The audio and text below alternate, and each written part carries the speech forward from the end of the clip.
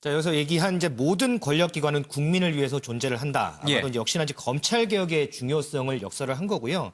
이 조 전 장관 사퇴 이후에 이제 검찰 개혁 작업이 흐지부지 되지 않도록 하겠다라는 의지도 담겼습니다. 그리고 오늘 오후에 이 법무부 차관하고 이제 법무부 검찰국장을 청와대로 불러서 이제 면담도 한다고 하거든요. 이 자리에서도 이제 검찰 개혁 작업을 꾸준하게 좀 진행해달라 이렇게 당부를 할 것으로 보입니다. 자신의 목소리가 중요한 만큼 다른 이들의 목소리도 중요하다. 조국 장관 사태로 인해서 갈라진 민심, 여러 가지를 생각하게 하는 그런 대목이 있는 것 같습니다. 대통령도 그 부분을 인식하고 있는 듯합니다. 김근희 기자, 어제 현대차를 방문했는데 경제 행보를 가속화하고 있어요. 이제 조국 장관 이슈보다는 경제 살리기 쪽으로 좀 전국 운영을 좀 돌리고 싶어하는 속내가 좀 있는 모양이죠. 그렇습니다. 문재인 대통령이 지난 10일에 삼성 디스플레이 아산 공장을 찾았었죠. 그리고 어제는 현대자동차 연구소를 찾았습니다. 문 대통령의 이 같은 행보를 두고서 이 조 전 장관이 각종 논란 속에 사퇴까지 한 상황에서 이 다시 경제 행보를 통해서 민심 챙기기에 나섰다 이런 해석들이 나오는데요. 앞으로도 청와대는 당분간 이런 재개뿐만이 아니라 민생 경제에서 국민들이 체감할 수 있는 여러 가지 행보들을 기획하고 있는 것으로 알려졌습니다.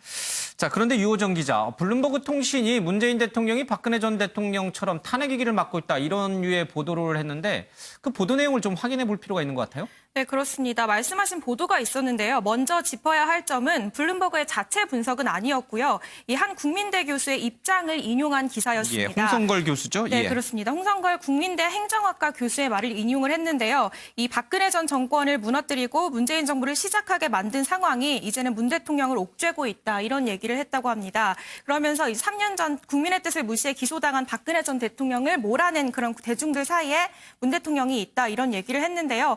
그러면서 이 문 대통령은 정치적 동지인 조국 전 법무부 장관을 임명하는 과정에서 대규모 시위를 촉발시켰고 이 조 전 장관의 사퇴로 사과를 해야만 했다. 이런 보도 내용도 함께 있었습니다. 이 블룸버그 통신이 쓴 기사, 그 소스를 제공한 사람은 이제 홍성걸 국민대 이제 행정학과 교수인데 이분은 이제 약간 보수적 성향의 그런 내용들을 많이 말씀하시는 분이에요.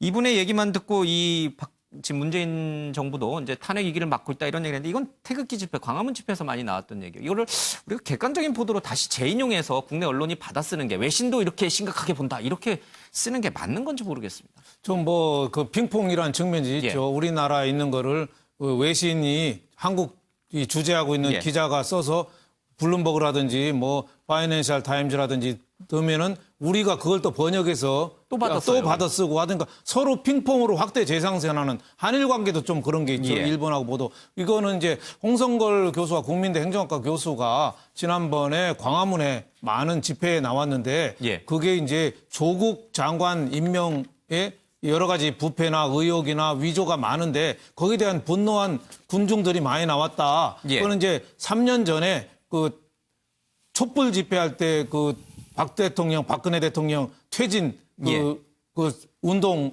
벌어진 것처럼 조국에 대한 분노가 문 대통령에 대한 압력으로 작용하고 있다. 이런 내용으로 좀 받아들여지면 될 것 같습니다. 이거를 문 대통령도 하야한다, 쫓겨난다, 이런 식으로 하는 거는 우리가 조금 지나치게 좀 하는 측면이 있고 광화문에 있는 광장의 함성은 그런 소리 나온 거는 틀림없는 사실이죠. 저 기사를 쓴 기자 이름을 보니까 이제 한국계, 이제 우리 한국 이름을 갖고 있는 기자인데 글쎄요, 서초동 집회에 참여했던 분들 얘기도 좀 듣고 그래서 균형을 갖춰서 썼으면 어땠을까 하는 그런 생각도 듭니다. 어쨌든 쓴소리든 좋은 소리든 문재인 대통령으로서는 모두 귀담아 들어야 되는 그런 상황인 것은 분명해 보입니다.